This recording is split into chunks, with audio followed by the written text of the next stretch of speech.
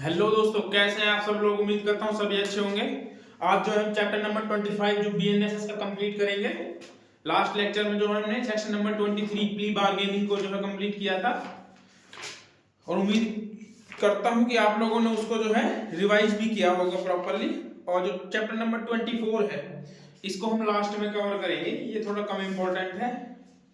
तो अब जो है मेनली जो सेक्शंस इंपॉर्टेंट हैं उनको करते हैं एक बारी, फिर बाद में जो बचेंगे उनको कर लेंगे लास्ट में एक दो वीडियो बना करके, जितने भी होंगी छुड़वाएंगे कुछ नहीं आप लोगों को, टेंशन फ्री रहिए इस चीज से।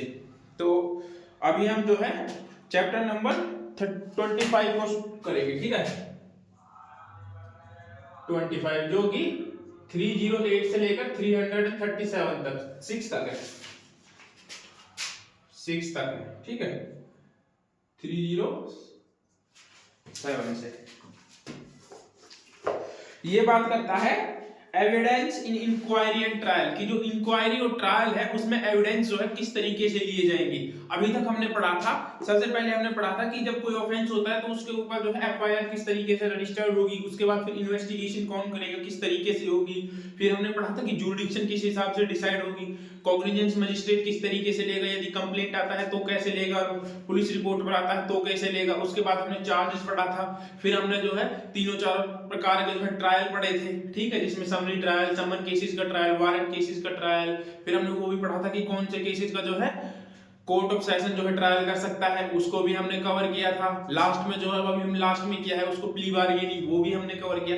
तो अब हम बात करेंगे कि जो कोर्ट में एविडेंस लिए जाते हैं वो किस तरीके से लिए जाते हैं और उनका क्या प्रोसीजर होता है, कौन से एविडेंस जो है एडमिसेबल है, ठीक है, कौन से हैं ये तो हमें एविडेंस एक्ट में पता चलेगा किस तरीके से लिए जाते हैं उसके बारे में बात। देखो लैंग्वेज ऑफ कोर्ट, सबसे पहले सेक्शन नंबर 307 बात करता है language of court. Language of court क्या होगी? द स्टेट गवर्नमेंट में determine what shall be for purpose of the Samhita the language of court with in the state other than high court, ठीक है। तो इसमें कहता है कि जो स्टेट गवर्नमेंट होगी ना वो डिसाइड करेगी कि किसी भी स्टेट में जो है कोर्ट में कौन सी लैंग्वेज होगी अदर देन हाई कोर्ट को छोड़ करके, ठीक है। तो 360 कहता है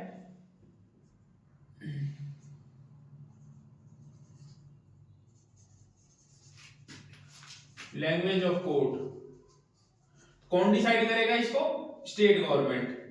स्टेट गवर्नमेंट डिसाइड करेगी कि कोर्ट की लैंग्वेज क्या होगी अदर देन हाई कोर्ट को छोड़कर। इट मींस जो सेशन कोर्ट और लोअर कोर्ट्स होंगे उनमें जो है स्टेट गवर्नमेंट डिसाइड करेगी।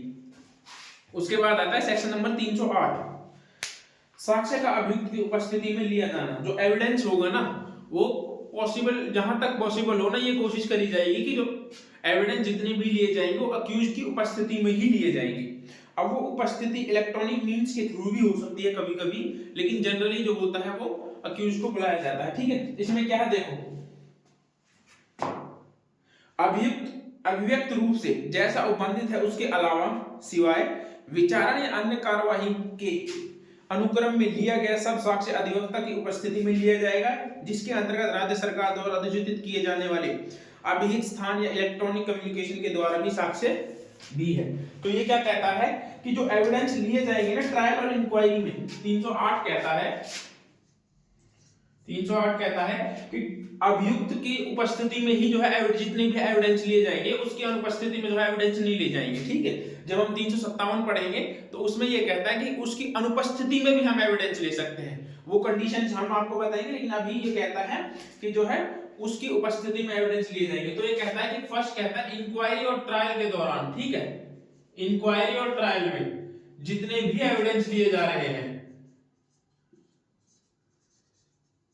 वो या तो अक्यूज्ड की या फिर उसके एडवोकेट की प्रेजेंस में लिए जाएंगे, ठीक है।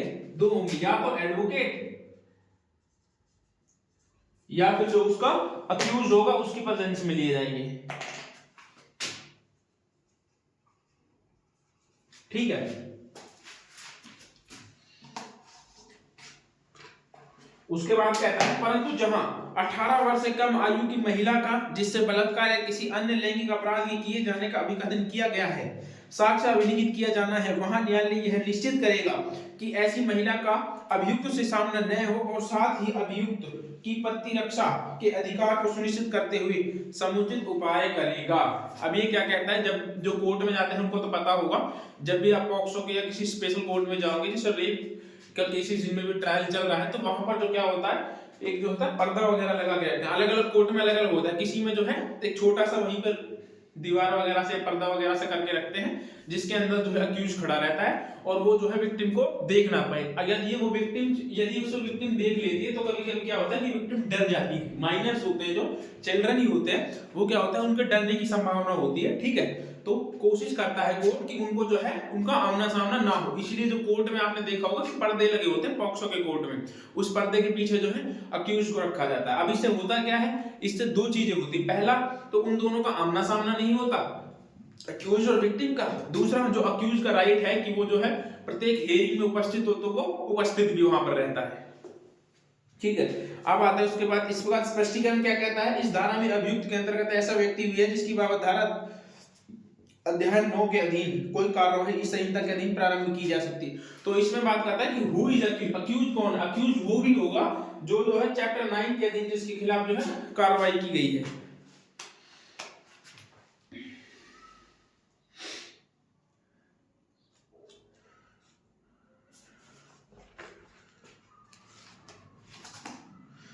चैप्टर 9 125 से तो स्टार्ट है, वही तो है प्रतिभूति वाला, 125 से 143 तक।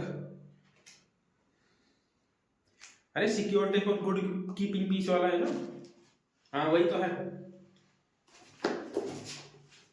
उसके बाद आते हैं section number 309, record in summon cases and inquiry, summon मामलों और जांचों में जो है रिकॉर्ड किया जाना, मजिस्ट्रेट के सामने विचारित सब मामले, समन मामले धारा 164 से 67 तक की धाराओं के अधीन सब जांच और विचारण के किसी भी स्टेज में कार्रवाइयों से अलग 491 के अधीन सब कार्रवाई मजिस्ट्रेट जैसे जैसे प्रत्येक साक्षी की प्रतिरक्षा करेगा वैसे वैसे उन साक्ष्यों का सत्यापन ज्ञापन न्यायालय की भाषा में तैयार किए जाए। तो ये कहता है कि जितने भी समन मैटर्स होंगे ना, 309 क्या कहता है, जितने भी समन मैटर्स होंगे, ठीक है, उन समन मैटर के जितने भी केसेस होंगे, तो जैसे जैसे एविडेंस आती है ना, तो मजिस्ट्रेट जो होगा उन एविडेंस को जो है कोर्ट की लैंग्वेज में जो है रिकॉर्ड करेगा, ठीक है। तो ये कहता है, परंतु इसका प्रोविजो है वो क्या कहता है, परंतु यदि मजिस्ट्रेट ऐसा ज्ञापन स्वयं तैयार करने में असमर्थ है तो वह अपनी असमर्थता के कारणों को लिखते हुए ऐसे ज्ञापन को खुले न्यायालय में स्वयं बोलकर लिखित रूप में तैयार कराएगा।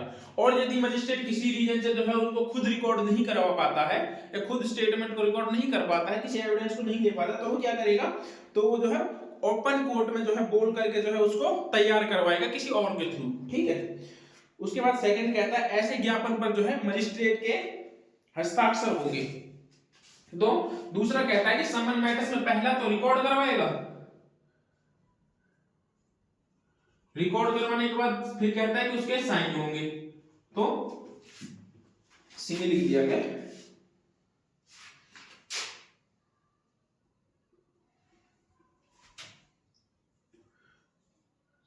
SIGNED। तो दूसरा कहता है कि उसके साइन होंगे। तो ये थोड़े इंपॉर्टेंट नहीं है, इनको जहां आप सेक्शन याद रखिएगा, 307 और 308 को कर लीजिएगा अच्छे से। 309 भी इंपॉर्टेंट नहीं है इतना, सिर्फ सेक्शन याद रखिएगा। 310 भी सेम वही कहता है जो समन मामले में कहता है कि जैसे वारंट मामले होंगे उसमें जो है मजिस्ट्रेट जो है रिकॉर्ड करेगा, यदि वो रिकॉर्ड करने में इनकैपेबल है तो वो जो होगा ओपन कोर्ट में बोल करके किसी से रिकॉर्ड करवा लेगा। उसके बाद इसमें इलेक्ट्रॉनिक मींस के थ्रू प्रोविजो कहता है कि जो साक्षी का जो एविडेंस होगा ना, वो अभियुक्त व्यक्ति के जो होगा या उसका एडवोकेट जो होगा, या तो वो फिजिकली प्रेजेंट हो सकता है या फिर वो जो है इलेक्ट्रॉनिक कम्युनिकेशन के थ्रू भी जो है उस कोर्ट में अपीयर हो सकता है। इसमें मैं ज्यादा इसलिए नहीं लिखवा रहा हूँ क्योंकि इसमें इंपॉर्टेंट नहीं है। 309 का जो प्रोविजन है इसको याद रखना, इलेक्ट्रॉनिक थ्रू याद तो हो गई।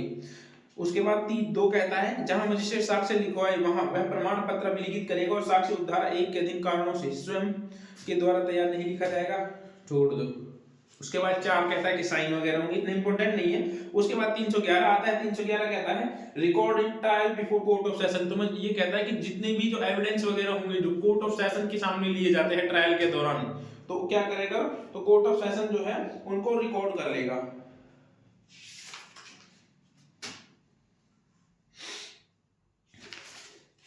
उसके बाद आते हैं 312 language of record of evidence की साक्ष्य के अभिलेख की भाषा क्या होगी। ये कहता है कि प्रत्येक मामले में जहां धारा 310 और 311 के अधीन लिखा गया है वहां यदि साक्षी न्यायालय की भाषा में साक्ष्य देता है तो उसी भाषा में लिखा जाएगा। मतलब कि जैसे मान लीजिए कि दिल्ली में जो स्टेटमेंट रिकॉर्ड होती है वो इंग्लिश में होती है, ठीक है। अब यदि वो साक्षी जो है, विटनेस जो है, इंग्लिश में यदि अपनी स्टेटमेंट रिकॉर्ड करवा रहा है तो उसको इंग्लिश में ही रिकॉर्ड करवा दी जाएगी।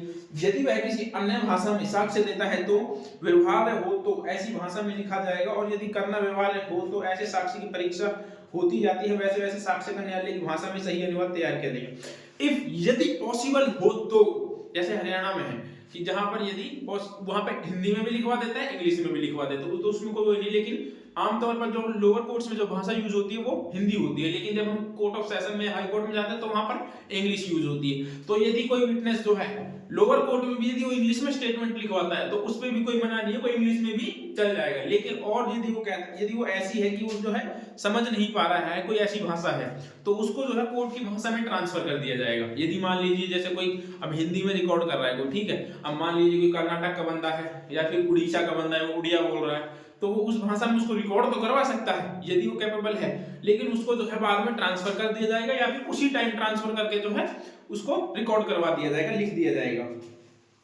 उसके बाद आते हैं 313, ऐसे साक्ष्यों के पूरा होने पर संबंध में प्रक्रिया। सेक्शन इंपॉर्टेंट है, बस सेक्शन देख लेना, ठीक है। उसके बाद आते हैं सेक्शन 314, अभियुक्त या उसके अधिवक्ता के साक्ष्य का भाषांतर सुनाया जाना। देखो, जब कभी भी कोई साक्ष्य ऐसी भाषा में दिया जाए जहां अभियुक्त नहीं समझ पाता और वह न्यायालय में उपस्थित है, तब खुले न्यायालय में उस भाषा का भाषांतर सुनाया जाएगा। मान लीजिए कि अक्यूज जो है कोई भाषा नहीं जानता, ठीक है, और कोई एविडेंस दिए जाते हैं तो उसको जो है ना उसमें जो है उसको भाषा जो है ट्रांसलेट करके बताया जाएगा कि ये क्या बोल रहा है, ठीक है। लेकिन ऐसा एक्चुअल में होता नहीं है। जैसे मान लीजिए कि अक्यूज को इंग्लिश नहीं आती और वहां खड़ा है, इंग्लिश में स्टेटमेंट रिकॉर्ड, तो वहां बस वो खड़ा ही रहता है, उसका कोई रोल नहीं रहता कोर्ट में जाकर। ये बुक में लिखा जरूर हुआ है लेकिन कोई नहीं होता, क्यों? क्योंकि उसका एडवोकेट वहां अपीयर होता है, ठीक है। एडवोकेट समझे या वो खुद समझे, एक ही बात है दोनों में। तो एडवोकेट जो है वो सारा काम करता है, वो बस खड़ा हुआ देखता है, बाद में जो है समझाए ना समझे, कोई एडवोकेट किसी को नहीं बताता, बस वो केसेस को आप देखते रहते हैं, हैंडल करते रहते हैं, लेकिन बताना चाहिए, ठीक है। बहुत से मैंने देखा है, जैसे मान लीजिए कोर्ट ऑफ सेशन में कोई गवाही रिकॉर्ड हो रही है, अक्यूज आया हुआ, अब अक्यूज को इंग्लिश में कुछ समझ ही नहीं आ रहा है, ठीक है, समझ नहीं आ रहा, लेकिन उसका पर वहां पर एडवोकेट अपीयर है और वो सारी प्रोसीडिंग को करवा रहा है, तो यदि हम एडवोकेट को भी बता दे रहे हैं तो ये समझा जाएगा उससे भी कि जो है अक्यूज को वहां पर बता दिया गया है। उसके बाद आता है section number 315, remarks respecting demeanour of witnesses. मतलब कि जब मजिस्ट्रेट जो है ना एविडेंस या फिर एविडेंस लेगा या फिर जो भी स्टेटमेंट रिकॉर्ड करेगा, तो वो अक्यूज के जो है हाव भाव या विटनेस के जो है, सॉरी अक्यूज नहीं, तो वो विटनेस के जो हाव भाव होंगे ना उनको भी नोट कर सकता है। अब जैसे मान लीजिए मजिस्ट्रेट जो है किसी से जो है जो कुछ सवाल पूछता है, ठीक है, और उन सवालों पर जो है वो हमला जाता है, या फिर मान लीजिए कि उसके पसीने छूट जाते हैं, पता चल जाता है, घबरा जाता है पूछते कि ये तो क्या पूछ लिया, कहीं मैं नहीं फंस जाऊं, तो झूठ बोलता है व्यक्ति, उसको मजिस्ट्रेट आसानी से पकड़ लेता है, ऐसा नहीं है, ठीक है। उनको भी इतनी प्रैक्टिस हो जाती है कि वो लोगों को पता होता है कि झूठ बोल रहा है या सच बोल रहा है, ठीक है। तो बहुत से होता है तो वो उनको नोट कर सकता है अलग से, ठीक है। तो ये कहता है 315, याद रखना सेक्शन को, सेक्शन इंपॉर्टेंट है। उसके बाद आता है अभियुक्त की परीक्षा का विलेख, record of examination of accused. Record of examination of accused मतलब जिस तरीके से विटनेस को स्टेटमेंट्स को रिकॉर्ड किया गया था उसी तरीके से जो है अक्यूज्ड के जो है स्टेटमेंट को रिकॉर्ड किया जाएगा। और यदि मजिस्ट्रेट जो है इनकेपेबल है रिकॉर्ड करने में, तो वो क्या करेगा, वो रीजन रिकॉर्ड करते हुए किसी और से जो है उसको रिकॉर्ड करवाएगा। 316 हो गया। उसके बाद आते हैं 317, द्विभाषी ठीक भाषांतर करने के लिए बाध्य होगा। तो ये कहता है कि जो इंटरप्रेटर होगा ना, जैसे मान लीजिए कोई विटनेस था, उसके लिए इंटरप्रेटर को बुलाया गया या अक्यूज के लिए इंटरप्रेटर को बुलाया गया, तो वो जो होगा ना वो ठीक उसका ट्रांसलेट करने के लिए बाउंड होगा, और यदि वो ठीक नहीं करता है तो वो भी जो है लायबल हो जाएगा। उसके बाद कहता है कि 318, record in high court. High court में जो है अभिलेख का रिकॉर्ड किया जाना। तो ये सारे सेम सेक्शन है, इनको आप कर लेना, ठीक है, इनमें इतना कुछ है नहीं। उसके बाद आते हैं सेक्शन नंबर 319 पर, पार्ट बी पर, commission for examination of witnesses, कि जो है साक्षियों की परीक्षा के लिए जो कब जो है कमीशन जारी कर दिया जाएगा, किन कंडीशंस में। जैसे हम सीपीसी पढ़ते हैं तो उसमें भी जो है हम शायद 75 से 79 से, आई थिंक मुझे याद नहीं है, इतना देख लेना, 80 से है, 80 के समथिंग है शायद से, 81 82, तो वहां पर जो है कमीशन की बात करता है कि कमीशन जो है ऑर्डर 26 में, ठीक है, कमीशन कब जारी कर दिया जाएगा, तो कुछ कंडीशंस बताता है। तो इसी में भी ये कंडीशंस हैं कि किन के लिए जो है कमीशन जारी किया जाएगा। एक मिनट दोस्तों,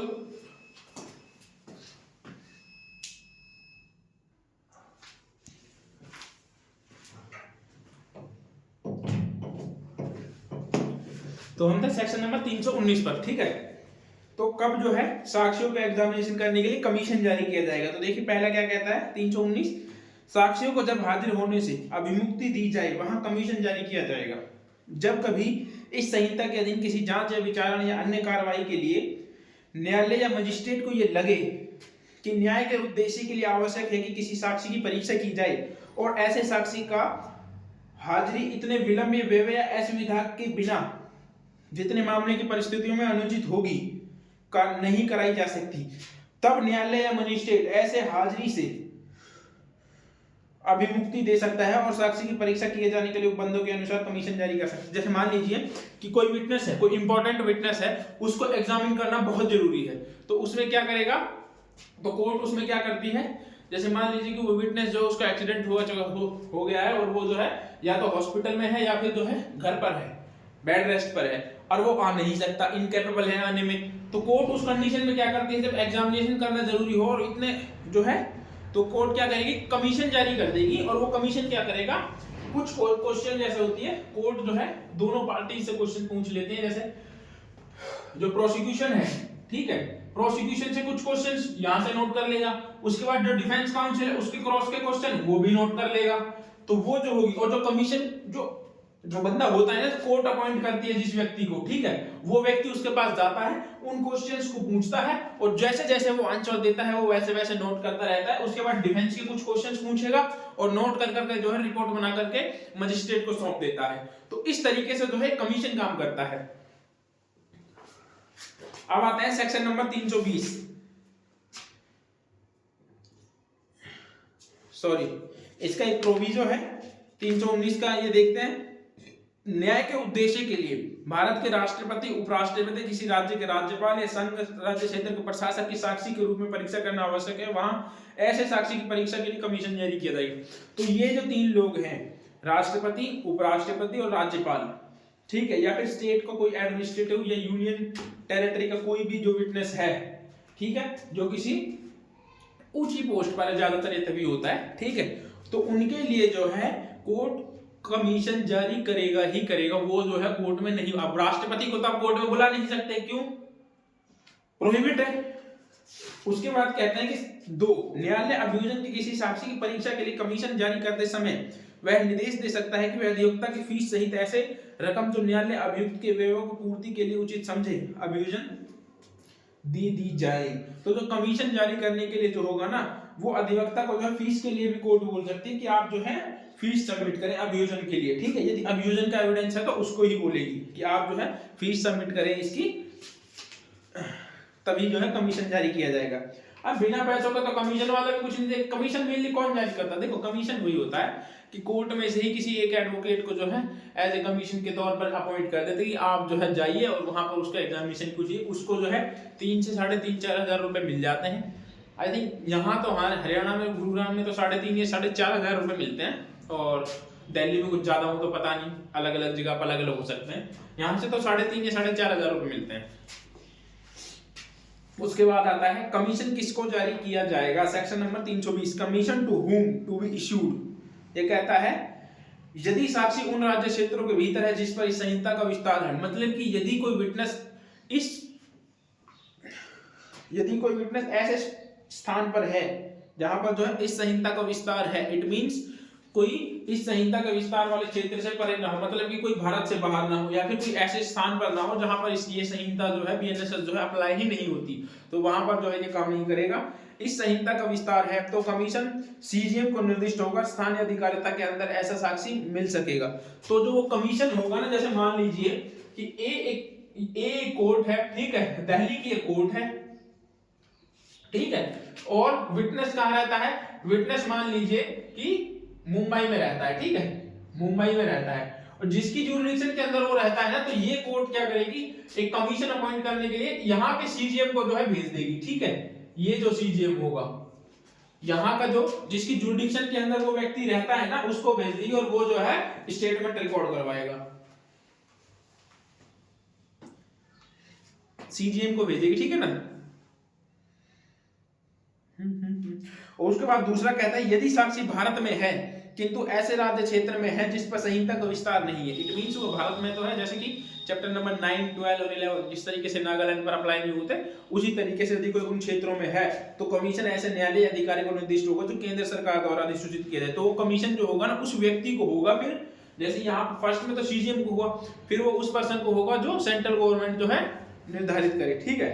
उसके बाद थर्ड कहता है यदि साक्षी भारत से बाहर के देश में है या और ऐसे देश या स्थान की सरकार से केंद्र सरकार ने आपराधिक मामलों के संबंध में साक्ष्यों का साक्ष्य लेने के लिए ठहराव कर रखे हैं तो कमीशन ऐसे रूप में प्रारूप में जारी किए जाएंगे और न्यायालय या अधिकारी को निर्देशित होगा और पारित किए जाने के लिए अधिकारी को भेजा जाएगा जो सेंट्रल गवर्नमेंट अधिसूचना द्वारा इस निमित्त विहित करे। तो किसको निर्दिष्ट हो, यदि कंट्री के बाहर भी आपको करना है और सेंट्रल गवर्नमेंट ने जो है कोई कॉन्ट्रैक्ट या एग्रीमेंट वगैरह कर रखा है कि जैसे मान लीजिए कि एक देश का, जैसे मान लीजिए किसी ने जो है इंडिया में भी ऑफेंस कर दिया, यूएई में भी ऑफेंस कर दिया, और यदि यूएई और इंडिया की गवर्नमेंट ने जो है मिलकर के जो है क्या कर रखा है, कोई एग्रीमेंट कर रखा है कि ट्रायल के लिए की जो है अपराधियों को जो है एक्सचेंज किया जा सकता है, तो जो है वहां पर क्या करेगा, कोर्ट होगी वो सेंट्रल गवर्नमेंट के किसी ऑफिसर को भेज सकती है जो नोटिफाई हो। उसके बाद आता है सेक्शन नंबर 322, पक्षकार साक्ष्यों की परीक्षा कर सकेंगे, पढ़ लेना, इंपॉर्टेंट नहीं है। उसके बाद आता है 324, सिर्फ रीड करने हैं, ठीक है, कमीशन का लौटाया जाना। उसके बाद आता है 325, एडजर्नमेंट ऑफ प्रोसीडिंग, 324, इनको सिर्फ आपको सेक्शन को याद रखना है। Return of commission, adjournment of proceedings, उसके बाद आता है एग्जीक्यूशन ऑफ फॉरेन कमीशन, पढ़ लेना। उसके बाद आता है चिकित्सक साक्षी का अभिसाक्ष्य, deposition of the medical witnesses. तो जो चिकित्सक साक्षी होता है, जिस तरीके से डॉक्टर वगैरह होते हैं जो किसी का मेडिकल वगैरह तैयार करते हैं, तो उनके एविडेंस जो है किस तरीके से लिए जाएंगे उसके बारे में बात करता है। देखिए, अभियुक्त की उपस्थिति में मजिस्ट्रेट द्वारा लिया गया या अनुप्रमाणित किया गया या इस अध्याय के अधीन कमीशन कर लिया गया किसी सिविल सर्जन या चिकित्सक साक्षी का अभिसाक्ष्य इस संहिता के अधीन किसी जांच, विचार या अन्य कार्रवाई में साक्षी में दिया जा सकेगा। अभिसाक्षी को साक्षी के तौर पर नहीं बुलाया, यद्यपि अभिसाक्षी को साक्षी के तौर पर नहीं बुलाया गया है। देखो ये क्या कहता है कि जब किसी डॉक्टर को, ठीक है, या किसी सिविल सर्जन को या चिकित्सक साक्षी को जो है कि विटनेस के तौर पर नहीं बुलाया गया किसी को, ठीक है, डेपोनेंट इज कॉल्ड नॉट, किसी को विटनेस के तौर पर नहीं बुलाया गया, उसके लिए जो है कमीशन जारी करके जो है या फिर किसी अन्य तरीके से जो है उसको स्टेटमेंट रिकॉर्ड कर सकते हैं यदि किसी ट्रायल में, इंक्वायरी में या फिर किसी अन्य प्रोसीडिंग्स में साक्ष्य में जो है उसकी आवश्यकता है तब। उसके बाद दूसरा कहता है यदि न्यायालय ठीक समझता है तो वह ऐसे किसी साक्षी को सम्मन कर सकता है जो अभियुक्त की विषय वस्तु के बारे में उसकी परीक्षा कर सकता है। छोड़ो इसको, ठीक है। उसके बाद आती है 327, मजिस्ट्रेट की शनाख्त रिपोर्ट। इसको भी बताते हैं, कोई दस्तावेज किसी व्यक्ति या संपत्ति के संबंध में कार्यपालक मजिस्ट्रेट की स्वयं हस्ताक्षरित शनाख्त रिपोर्ट होनी तात्पर्य है। पढ़ लेना यार, इनको इतना इंपॉर्टेंट है नहीं है, टकसाल वगैरह कह देंगे 29 में। उसके बाद में कुछ इंपॉर्टेंट है तो ये है सेक्शन नंबर 329, ठीक है, कतिपय वैज्ञानिक, सरकारी वैज्ञानिक रिपोर्ट, ठीक है। ये कहता है report of certain government scientific expert. तो इसमें जो इसका फोर्थ क्लोज है इसको देख के रखना है कि इसमें कौन कौन है। इसमें पूछ लेते हैं कि इसमें जो है डायरेक्टर कितने हैं, तो इसमें मेनली 3 से 4 डायरेक्टर हैं, ठीक है। तो इसमें टोटल 7 हैं, टोटल कितने पर्सन हैं, टोटल 7 हैं और 3 इसमें से डायरेक्टर हैं, ठीक है, देख लेना, ये पूछा हुआ है तब बता रहा हूं आपको। उसके बाद सेक्शन 330 है, कुछ दस्तावेजों का औपचारिक सबूत न होना। जहां अभियोजन या अभियुक्त द्वारा किसी न्यायालय के समक्ष कोई दस्तावेज फाइल किया गया है वहां ऐसे प्रत्येक दस्तावेज की विशिष्ट एक सूची में सम्मिलित किया जाएगा और अभियोजन या अभियुक्त का अधिवक्ता से यदि कोई हो, कोई दस्तावेजों की पूर्ति करने में शीघ्र पश्चात या किसी भी दशा में ऐसी पूर्ति के 30 दिनों के पश्चात प्रत्येक दस्तावेज का असली होना स्वीकार करने या इनकार करने की अपेक्षा की जाएगी। तो कोई भी डॉक्यूमेंट जो होगा वो प्रोसिक्यूशन या फिर डिफेंस के द्वारा यदि कोई दिया जाता है ना, तो कोर्ट जो होगी ना, यदि कोई डिफेंस ने, देखो जैसे मान लीजिए प्रोसिक्यूशन ने कोई दस्तावेज दिया, एक दस्तावेज दिया, डिफेंस ने उस पर कोई जो है ना तो उसको एक्सेप्ट किया ना ही उसको इनकार किया, ठीक है, उसको 30 दिन का टाइम दिया जाता है, और यदि उसको स्वीकार कर लेता है तो उसको कोर्ट जो है एविडेंस मान करके चलती है, यदि वो कोई रिस्पॉन्स भी नहीं देता है तो।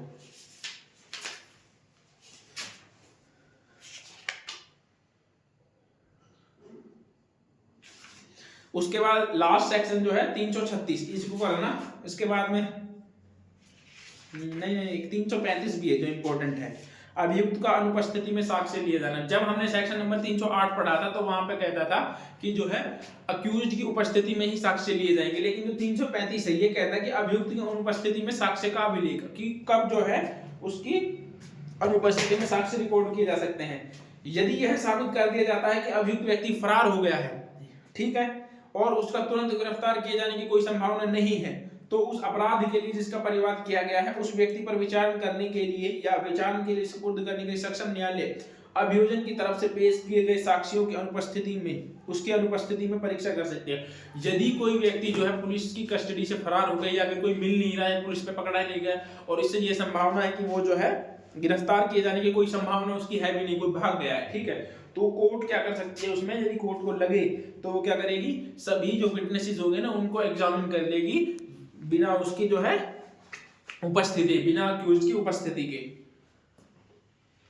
और कोई अभी साक्ष्य उस गिरफ्तार व्यक्ति के होने पर उस अपराध की जांच विचारण में जिसका उस पर आरोप है उसके विरुद्ध साक्ष्य में दिया जा सकता है। यदि अभिसाक्षी मर गया है या साक्ष्य देने में असमर्थ है या मिल नहीं सकता या उसकी हाजिरी इतने विलंब या विवेक या असुविधा के बिना जितनी की मामले की परिस्थिति में अनुचित होगी नहीं कराई जा सकती।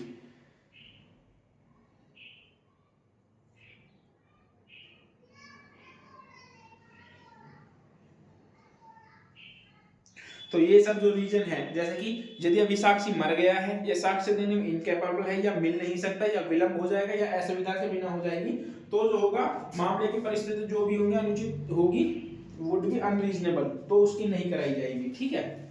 उसके बाद 2 क्या कहता है, यदि यह प्रतीत हो कि मृत्यु या आजीवन कारावास से दंड कोई अपराध अज्ञात व्यक्ति या किन्हीं अज्ञात व्यक्ति द्वारा किया गया है, जैसे मान लीजिए कि किसी अननोन पर्सन ने जो है कोई ऐसा ऑफेंस किया जिसकी पनिशमेंट डेथ या एलआई है, तो जो होगा तो हाई कोर्ट या कोर्ट ऑफ सेशन निर्देश दे सकता है कि जुडिशियल मजिस्ट्रेट फर्स्ट क्लास जांच करे और किन्हीं साक्ष्यों की जो अपराध के बारे में साक्ष्य दे सकते हैं परीक्षा करें। जो कोई विटनेस हैं जो उस अपराध के बारे में कुछ जानते हैं उनकी जो है वो परीक्षा करे और अभिसाक्ष्य रिकॉर्ड करे किसी ऐसे व्यक्ति के विरुद्ध जिस पर अपराध के तत्पश्चात अभियोग लगाया जाता है, साक्ष्य में दिया जा सकता है यदि वे या देने में असमर्थ है तो भारत की सीमाओं से परे है।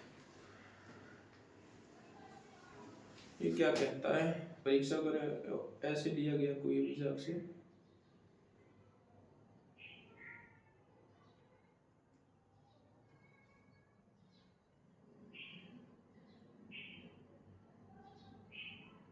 ये कहता है कि जो एविडेंस रिकॉर्ड किए गए हैं, ठीक है, और बाद में यदि कोई जो है उनमें से जो है परीक्षा कर सके और अभिसाक्ष्य किसी ऐसे व्यक्ति पर जिस पर और जिसके खिलाफ जो है उस अपराध का आरोप लगाया गया है ना, उसके खिलाफ वो एविडेंस में यूज होंगे, ठीक है, चाहे बाद में वो व्यक्ति की डेथ भी हो जाए या फिर वो देने में इनकैपेबल हो जाए या असमर्थ हो जाए किसी रीजन के कारण। अब आते हैं मोस्ट इंपोर्टेंट सेक्शन है सेक्शन नंबर 336 जो न्यू जोड़ा गया है, evidence of public servant expert police officer in certain cases. कुछ केसेस में जो है इन सब के जो है एविडेंस की बात करता है। इसमें क्या होता है कि पुलिस को भी ना बहुत ज्यादा परेशानी होती है। क्या होता है कि जैसे मान लीजिए किसी ने जो कोई ने इन्वेस्टिगेशन की, अब उसका ट्रायल कहीं पे होना तो हर डेट पे तो उसको जाना पड़ेगा, किसी ना किसी को पुलिस वाले को, जितने भी पुलिस वाले होते हैं सबका बारी बारी करके जो क्या होता है एविडेंस होती है, तो हर डेट पे जो है पुलिस वाले तो कोर्ट के चक्कर लगाते रहते हैं, ठीक है। तो क्या होता है जैसे अब पुलिस जो है कोई ट्रांसफर भी हो गया, अब केसेस तो 4-4 5-5 6-6 साल चलते हैं, इतने में जो है उनका ट्रांसफर होकर कहीं और चला जाता है, तो क्या करते हैं तो उनको या तो वहां से वीसी ज्वाइन करनी पड़ती है या फिर वहां से खुद को है कोर्ट में आना पड़ता है। तो इस वजह से जो है उनको बहुत ज्यादा परेशानी होती है। तो ये सेक्शन जो है बहुत इंपॉर्टेंट है उस हिसाब से। वेयर एनी डॉक्यूमेंट और report prepared by a public servant, जहां कोई भी रिकॉर्ड या कोई रिपोर्ट जो है पब्लिक सर्वेंट के द्वारा तैयार की जाती है या साइंटिफिक एक्सपर्ट और medical officer is purported to be used as evidence in inquiry, trial or other proceeding under the संहिता। और वो रिपोर्ट जो है या कोई मेडिकल एक्सपर्ट, साइंटिफिक एक्सपर्ट है, मेडिकल ऑफिसर है, उसके द्वारा कोई रिपोर्ट तैयार की गई और वो रिपोर्ट का जो है किसी इंक्वायरी और ट्रायल या अदर प्रोसीडिंग में जो है यूज किया गया एज ए एविडेंस, तो क्या है, and such public servant expert और officer is either transferred, retired और डाइड। और वो जो पब्लिक सर्वेंट है जिसने वो रिकॉर्ड को बनाया था वो या तो ट्रांसफर हो गया है या उसकी डेथ हो गई है या वो रिटायर्ड हो गया है। दूसरा कहता है सच पब्लिक सर्वेंट, वो पब्लिक सर्वेंट एक्सपर्ट और officer can not be found और is incapable to give deposition. या तो उस पब्लिक जो सर्वेंट है उसकी कंडीशन ऐसी हो गई है कि वो मिल नहीं सकता या फिर जो है वो साक्ष्य देने में असमर्थ हो गया है। ठीक है। थर्ड कहता है securing presence of such public servant expert और officer is likely to cause delay is holding the inquiry, trial और अदर प्रोसीडिंग। या फिर जो है यदि वो एविडेंस दे तो वो इतनी देरी से दे पाएगा कि जितना जो है कोर्ट की प्रोसीडिंग के लिए ठीक नहीं होगा। तो ये तीन कंडीशंस है। पहला कहता है कि यदि उस व्यक्ति का ट्रांसफर हो, पब्लिक सर्वेंट का ट्रांसफर हो गया है, मिल नहीं सकता या उसकी डेथ हो गई। सेकंड कहता है कि यदि वो इनकेपेबल हो गया है। थर्ड कहता है कि यदि वो एविडेंस जो है देर से दे पाए। ठीक है। उसके बाद कहता है the court shell secure presence of the successor officer of such public servant. तो कोर्ट क्या करेगी, तो कोर्ट क्या करेगी, उस दस्तावेज या रिपोर्ट को जो है ना उस ऑफिसर के सक्सेसर ऑफिसर से जो है मंगा सकेगी। Successor officer, who is successor officer? Successor officer वो होता है, जैसे मान लीजिए मेरा यहाँ से ट्रांसफर होकर के कहाँ चला गया, मैं यहाँ गुड़गांव में हूँ और मेरा ट्रांसफर होकर जो है दिल्ली में चला गया एग्जाम्पल के तौर पर, और मेरी जगह पर कोई और ऑफिसर आ गया, तो जो मेरी पोस्ट पर जो ऑफिसर आया है ना वो मेरा सक्सेसर ऑफिसर होगा। ठीक है। उससे जो है उस रिपोर्ट को मंगा सकता है जो उस समय उस पोस्ट को धारण किए हुए है।